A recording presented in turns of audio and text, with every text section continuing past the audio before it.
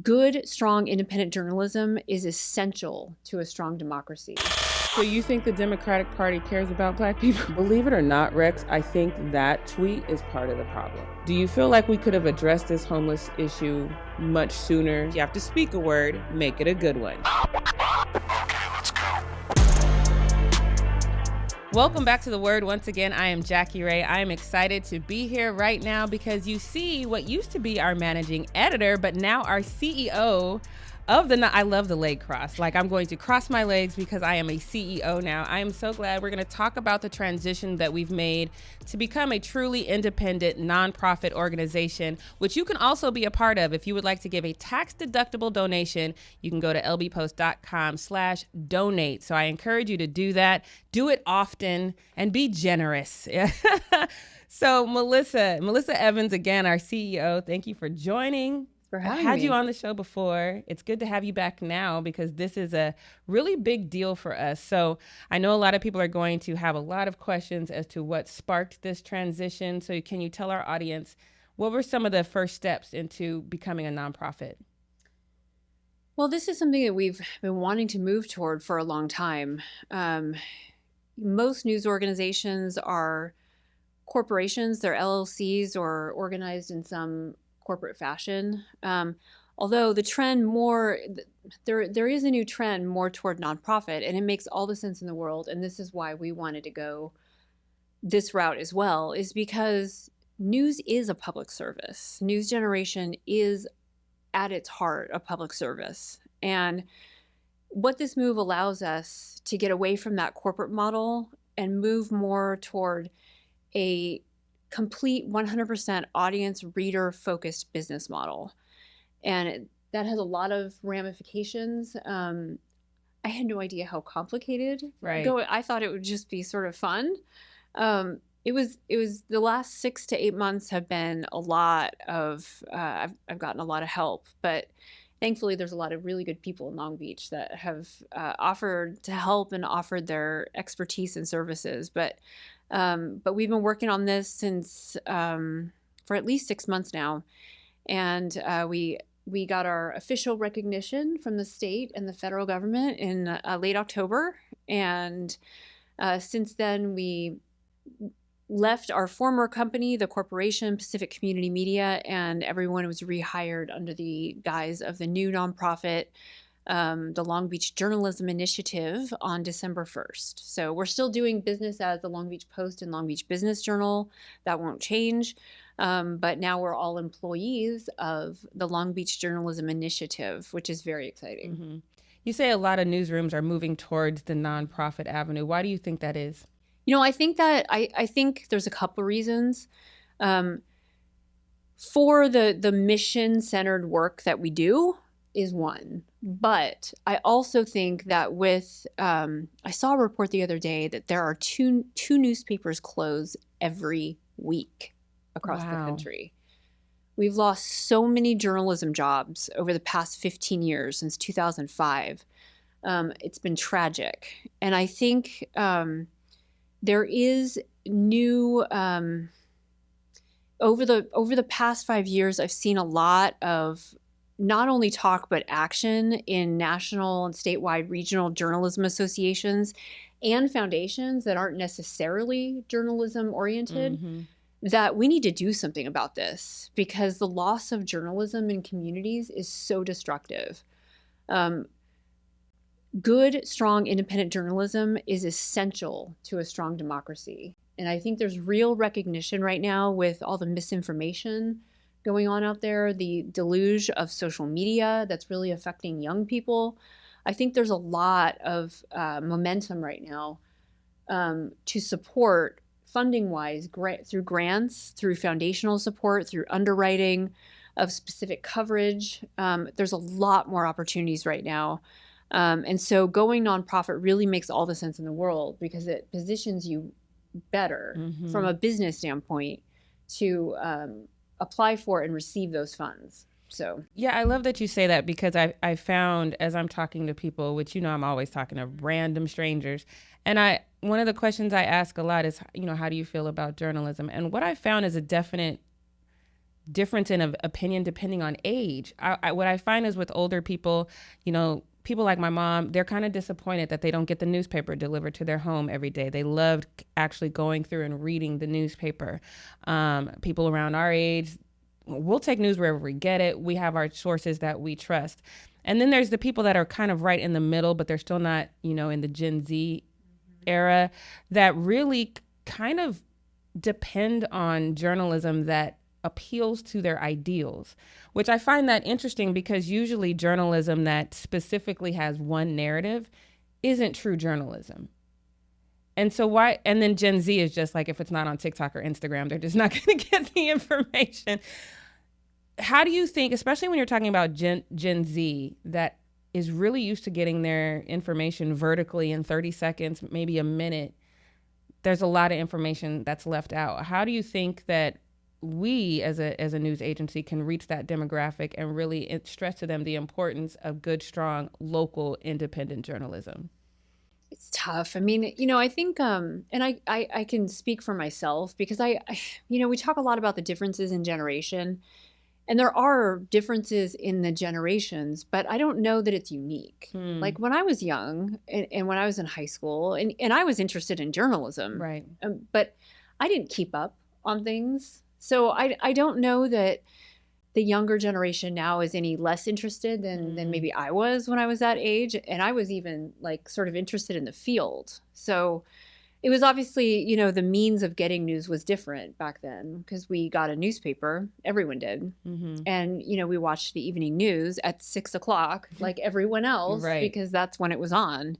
So obviously, how we consume that information has changed, some for the better, some for the worse. But I just think when you're young, you're not worried about world politics. Definitely yet, not. or even local politics. I bet most adults probably couldn't even name their council person. Right.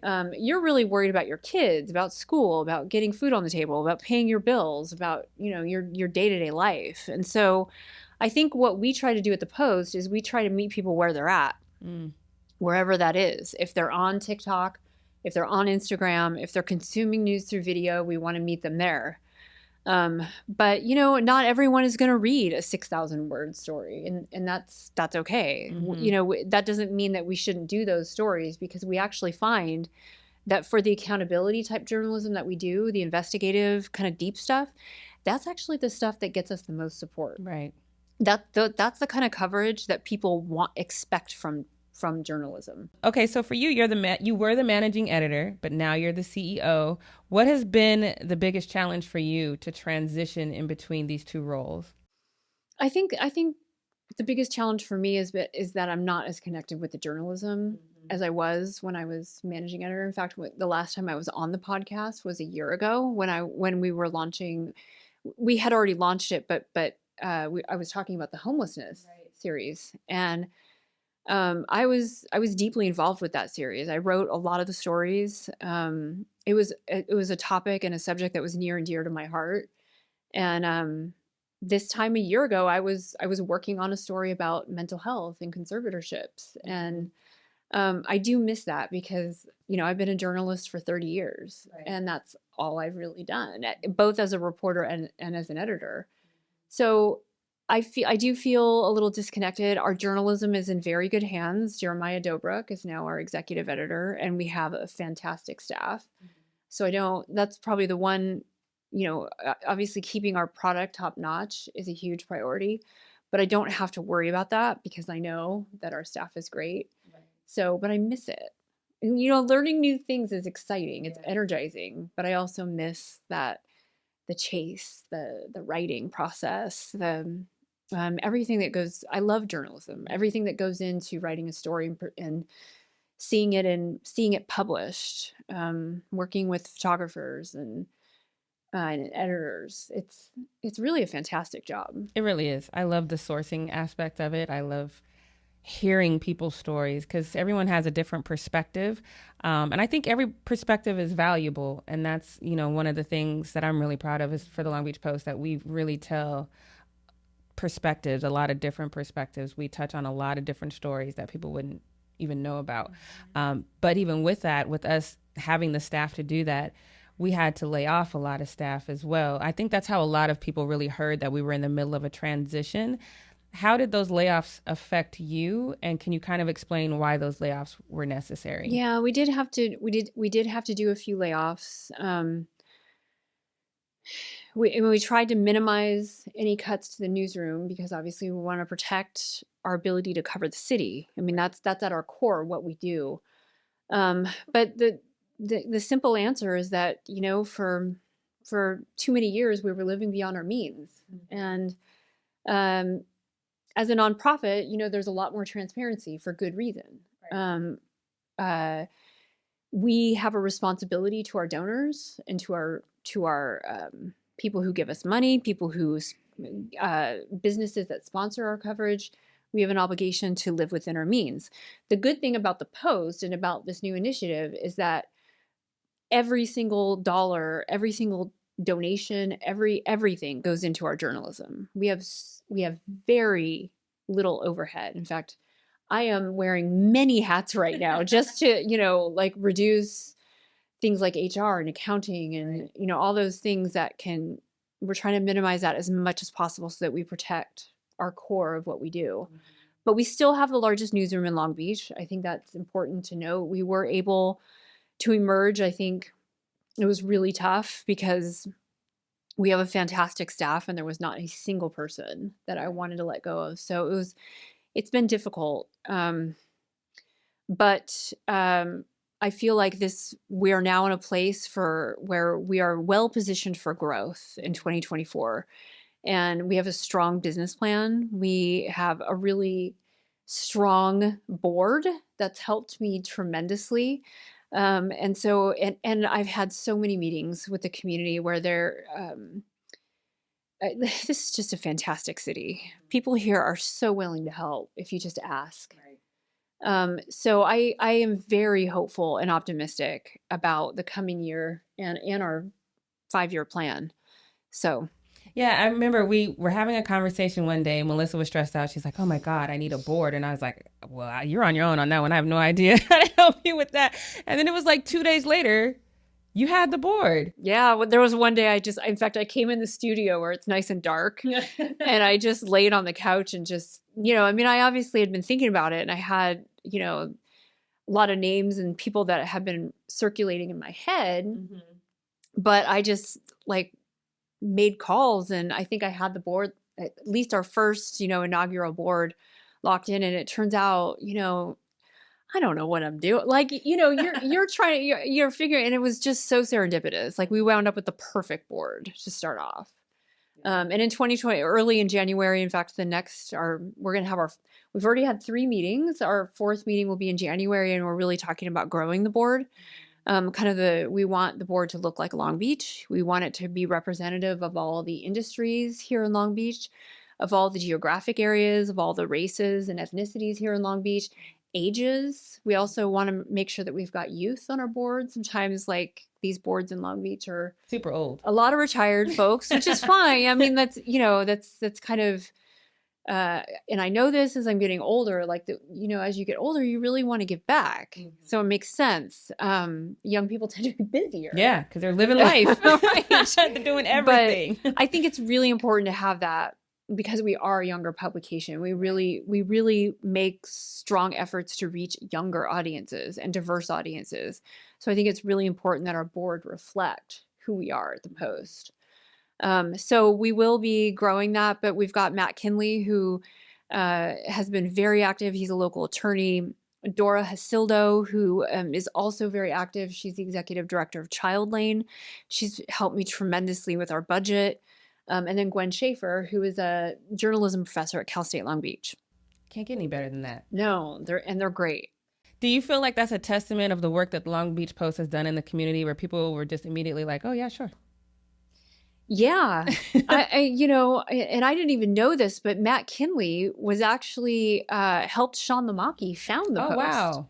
I didn't know that. I neither. I just know him from Rotary, and I know that he's been helpful. He's been an ally and done some pro bono work for us. There's always legal stuff that comes up when you're doing coverage, and I had no idea. It was so full circle. Yeah. So what do you want people to know that are hearing about this transition? What's the one thing you want to tell them about the transition and the value that they're getting from the Long Beach Post? Well, I think that the value that you're getting, it's, and we've been working on this. How do we articulate the value that we provide to Long Beach?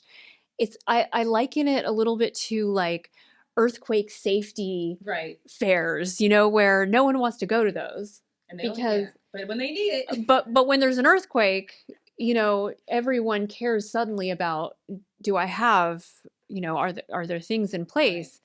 And journalism is similar. If we're doing our jobs, if we're strong and we're thriving, then usually corruption is lower, right? But the second, if there's not, then you get things like what happened in Bell, where you have rampant corruption in these small cities where there's news deserts all over the place, and politicians are not being watched. They're not being asked questions. No one's doing public records requests. No one's staying up late until 1 a.m. to hear the last speaker at a city council meeting. When no one's doing that, that's when cities start to fail. And so the value is, like I've said, if you love Long Beach, then you need to support a strong media. You need to support independent journalism. And I'm proud to say that we've done a good job of that over the past 5 years. I agree. Yeah. Thanks, Melissa. Yeah, thanks for having me. She definitely looks, and this is an insider thing, she definitely looks less stressed now than you did when we first started this. I would walk up to her desk and I would say, how are your stress levels? We just did our first payroll. We did it. Yes. I mean, this has been fun. Yeah. It's a learning curve for all of us. I think, especially it's an interesting dynamic to, my first job I had at 19, working at the WB, working as a writer and a teleprompter operator. I don't even know if they have those anymore. I think everybody now is just doing their own thing. Maybe, I don't know. It's been a while since I've been in a newsroom, but starting in that capacity, working in television for, over 12 years and then coming here. And then when I came here, I don't want to say it was a learning curve because I feel like news is news. Yeah. But it was definitely interesting to see that you already had that mindset. Like even from when I started in May 10th in 2021.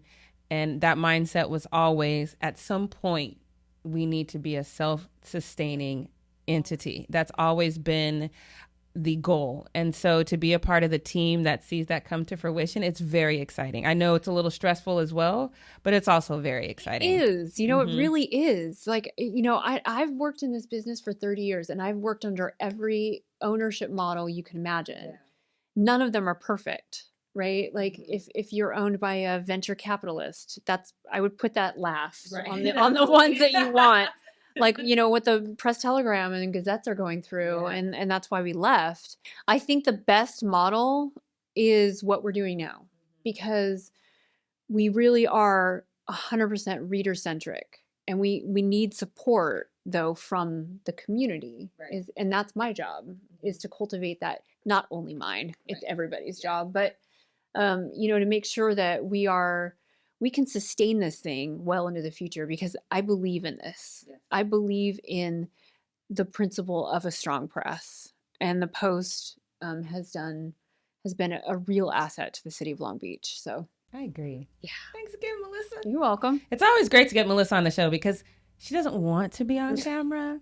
But if I just say, Melissa, please, then she'll come on the show. Yeah, and you're a good interviewer. Thanks. But I want to drive home the point that we definitely need member support. I know there's a few of you out there that call me a lot, and I appreciate you, but this is your opportunity to give back and make sure that I can still be available for you to make those calls to. So if you haven't become a member, do that right now. Go to lbpost.com/join, or if you would like to make a large emphasis on large tax deductible donation, you can do that by going to lbpost.com/give. So please do that. Make sure you support local journalism. Make sure your voice is heard.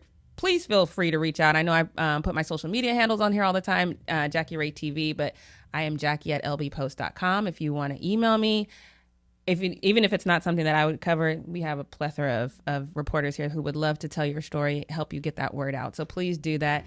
Be a part of it. That's our slogan. Be a part of it. And thank you for joining us on this week's episode of The Word. And remember, if you have to speak a word, make it a good one. We'll see you next time.